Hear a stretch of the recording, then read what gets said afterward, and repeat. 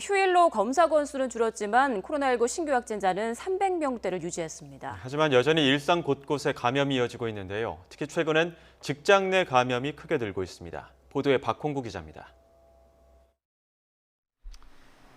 영업 허가는 음식점으로 났지만 칵테일바로 운영되는 이곳에서 코로나19 집단 감염이 발생했습니다. 지난달 25일 종사자 1명이 확진 판정을 받았는데 접촉자 조사 과정에서 방문자 4명과 가족, 지인 등 11명이 추가 확진됐습니다.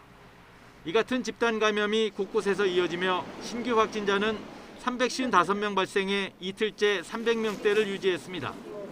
지난 일주일간 일평균 확진자 370명보다는 줄었지만 검사 건수가 평일의 절반도 안 된다는 점을 감안하면 안심할 수 없는 수치입니다.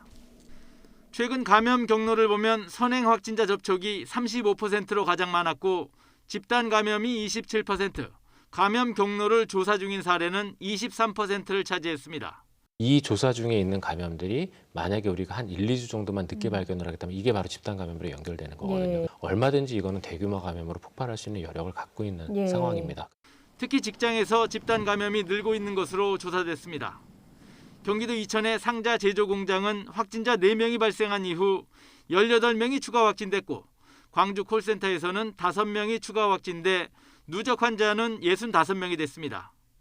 지난주 18건의 신규 집단 감염 가운데 사업장 관련이 11건으로 가장 많은 부분을 차지했습니다.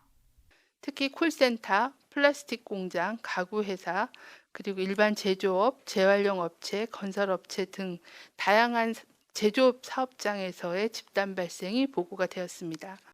수도권 환자 비중도 여전히 높아 전체 지역 발생 신규 환자 가운데 77%가 수도권에서 발생했습니다.